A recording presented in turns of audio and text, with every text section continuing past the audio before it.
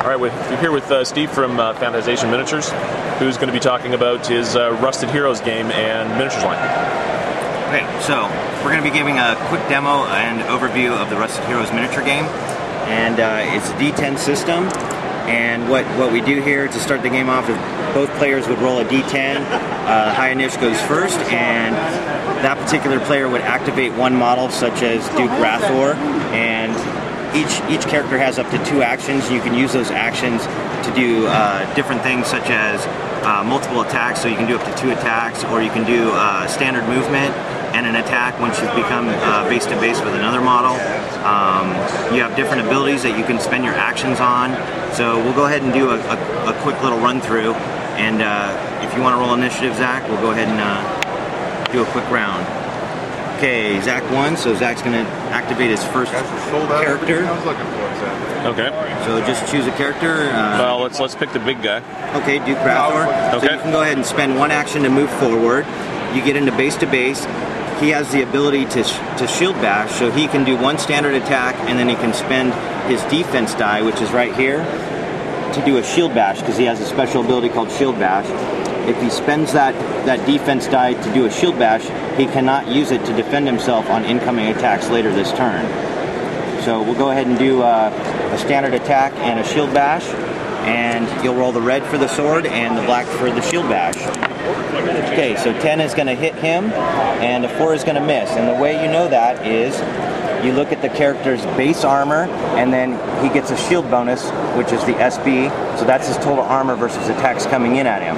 So since this character has a shield, he has the option to defend against that incoming attack. He has 1 defense die because of the shield. So I'll go ahead and roll. I have to roll equal to or higher than the 10. Since I failed, his attack made it through, so now he would roll damage. So Zach will now roll a D10, and he has to beat that AR of a 5, which is his armor that he's wearing. Since he didn't do that, basically the armor protects him and the attack bounces off of it. So now that Zach is gone, Zach would go ahead and turn this card to the side, showing that that character's been activated this turn, and now I get to activate a model. So I will go ahead and do a charge attack with my knight with the 2-handed mace, and a charge attack requires 2 actions, and it's kind of like an attack and run at the same time. By doing a charge attack, you get +2 to your attack roll, and you get +1 to your damage roll. So I'll go ahead and make a charge attack against this Dragon Knight. A 9's going to hit him. Almost 3. This Dragon Knight has not been activated, so he has 2 actions available to him. We signify that by just putting 2 red dice on him. If he had a shield for a defense die, you would also maybe put a black die on there just to show that. So with your actions, you can hold these and use them for attacks or movement later in the round, or you can choose to try and defend with your actions right now and defend this incoming attack. So in order to defend this... So what you're saying, though, is that unactivated units can have their actions impaired later on in the game by someone else attacking them. Correct, because if you're getting hit by multiple attacks, you can use your actions to try and defend that, but then you really can't do anything else for the rest of the turn because you've been busy defending yourself. So now you'd have the option to try and beat that, or you can just say, I'm going to rely on my armor of a 5 that you're not going to be able to roll over that to damage me. All right, well, let's try to defend against it. Okay, so 8 does not, because you have to match or beat it. Yep. So I'd go ahead and roll damage, so now I got to roll a 6 or higher in order to damage this guy. A 10. So I rolled a 10. A 10 is considered a crit. So right now you would take 5 minus my die roll, so he would take 5 damage, and Zach would just simply mark these life essences off, and he would take 5 damage. Now since I rolled a 10 for a crit, I would back that up, and I have the opportunity to do more damage, another 10. That is considered an open-ended crit, so basically you take 5 more points of damage and he's dead. So that model's gone. You'd flip the card over or take it off the table. And that's the gist of it for the most part. There's a lot of abilities involved. This particular guy, which is the Fusilier, he has a blunderbuss, and at close range he does additional damage, as well he has an ability called Stinging Dragon Stinging Ammo, and that does additional damage if he does damage the target initially. And that's pretty much how it works. I mean, we can get more in depth into it if we have more time, but That's the basics. So now, this is a sort of a gothic fantasy game. It's a low fantasy, kind of a dark medieval setting. There'll be a little bit of a fantasy twist, but there's not going to be any elves or dwarves.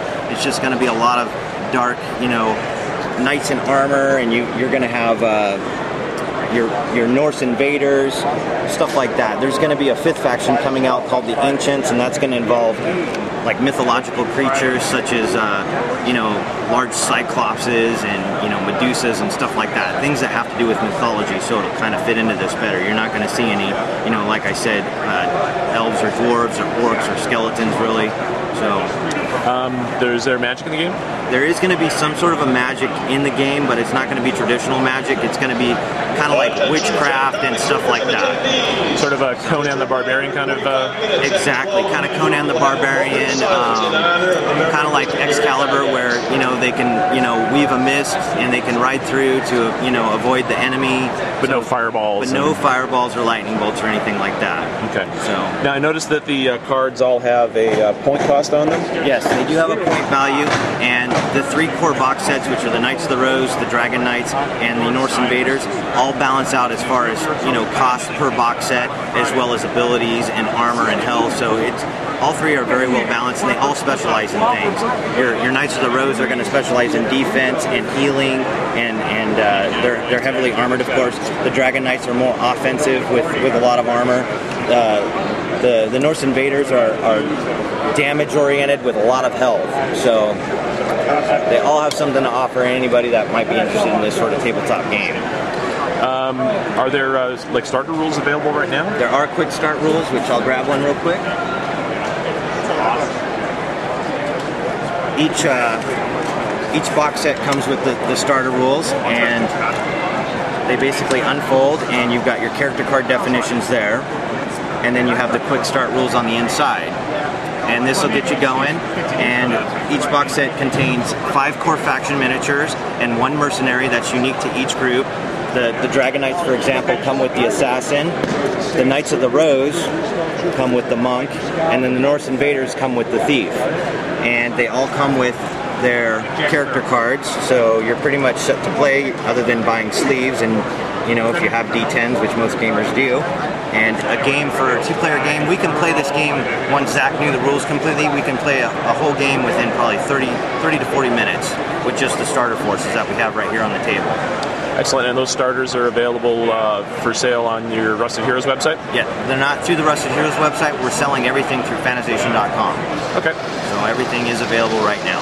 Excellent, thanks very much. Thanks, Zach.